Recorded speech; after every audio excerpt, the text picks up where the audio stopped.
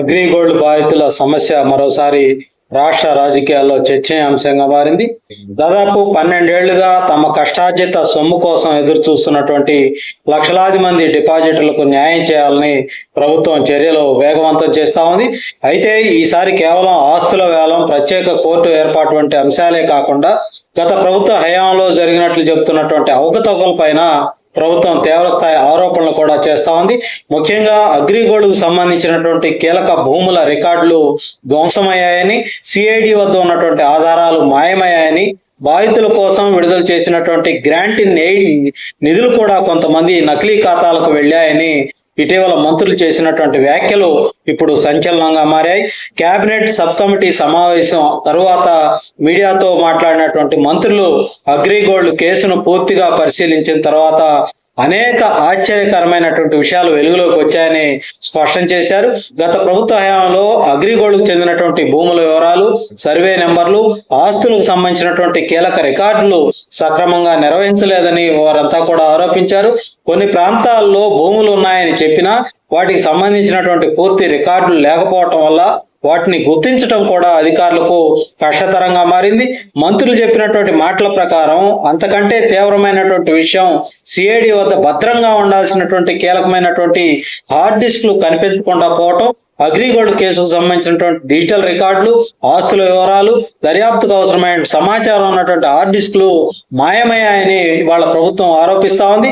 ఈ కారణంగా విచారణకు తీవ్ర ఆటంకం ఏర్పడిందని, అసలు ఆస్తుల గుర్తింపు ప్రక్రియ కూడా ఆలస్యమైందని ప్రభుత్వం చెబుతోంది. ఈ వ్యవహారం మీద పూర్తి స్థాయి విచారణ జరిపి బాధ్యులైనటువంటి వారి చట్టపరమైనటువంటి చర్యలు తీసుకుంటామని ప్రభుత్వం అయితే స్పష్టం చేస్తా ఉంది. అదే సమయంలో గ్రాంట్ ఇన్ ఎయిడ్ పంపిణీ అంశంలో కూడా ప్రభుత్వం పలు అనుమానాలు వ్యక్తం చేసింది. గతంలో చిన్న మొత్తాలు డిపాజిట్ చేసిన బాధితులకు విడతల వారీగా ప్రభుత్వం నిధులు విడుదల చేసింది. అయితే ఈ పంపిణీ ప్రక్రియను పరిశీలించగా అసలు డిపాజిటర్లు కాని వ్యక్తుల పేర్లతో ఫేక్ అకౌంట్లు సృష్టించి కొందరికి చెల్లింపులు జరిగాయని ప్రాథమికంగా గుర్తించినట్లు తెలుస్తా ఉంది. నిజమైన బాధితులు ఇంకా డబ్బులు అందక వాళ్ళంతా కూడా ఇబ్బందులు ఎదుర్కొంటున్నటువంటి పరిస్థితి అయితే కనిపిస్తా ఉంది. ఈ నేపథ్యంలో అటు అధికారులు ప్రస్తుతం జిల్లాల వారీగా అన్ని రికార్డులను మరోసారి పరిశీలిస్తా ఉన్నారు. అసలు లబ్ధిదారులు ఎవరు, ఎవరికెంత మొత్తం రావాలి, గతంలో ఎవరికెంత చెల్లించారు అనే వివరాలను పూర్తిగా ధృవీకరిస్తా ఉన్నారు. ఎలాంటి తప్పులు పునరావృతం కాకుండా ఈసారి అత్యంత పారదర్శకంగా వ్యవహరించాలని ప్రభుత్వం నిర్ణయించింది. ఒక్క రూపాయి కూడా అనర్హులకు వెళ్లకుండా అన్ని జాగ్రత్తలు తీసుకుంటామని ఇటీవల మంత్రులు అయితే ప్రకటించడం జరిగింది. అగ్రిగోల్డ్కు చెందినటువంటి ఆస్తుల విషయంలో కూడా ప్రభుత్వం ప్రత్యేక కార్యాచరణ అయితే రూపొందించింది. ఇప్పటి వరకు గుర్తించినటువంటి వేలాది ఎకరాల భూములకు జియో ట్యాగింగ్ పూర్తి చేశారు. భూములు అన్యాక్రాంతం కాకుండా రెవెన్యూ శాఖకు ప్రత్యేక ఆదేశాలు కూడా జారీ చేయడం జరిగింది. జిల్లాల వారీగా పూర్తి వివరాలు సేకరించి అవసరమైతే భద్రతా చర్యలు కూడా చేపడతా ఉన్నారు. భవిష్యత్తులో ఈ ఆస్తులను ప్రత్యేక కోర్టు పర్యవేక్షణలో వేలం వేసి వచ్చిన మొత్తాన్ని బాధితులకు పంపిణీ చేయాలన్నది ప్రభుత్వ ప్రణాళికగా కనిపిస్తా ఉంది.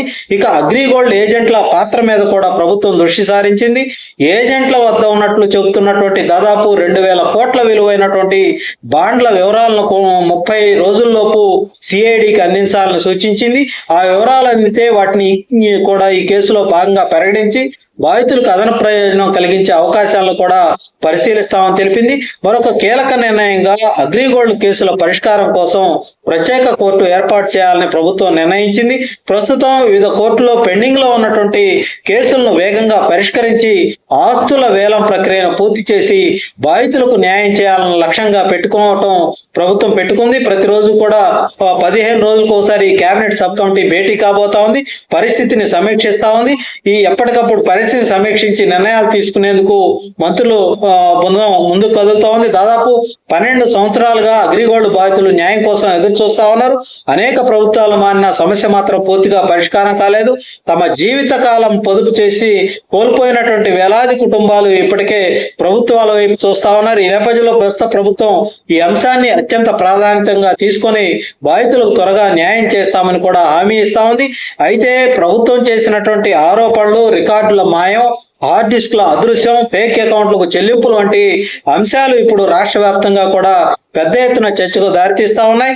ఈ ఆరోపణలపై విచారణలో ఏం తేలబోతా ఉంది, నిజంగా బాధ్యుల మీద చర్యలు తీసుకుంటారా? ప్రత్యేక కోర్టు ద్వారా ఆస్తుల వేలం ఎప్పుడు ప్రారంభమవుతుంది?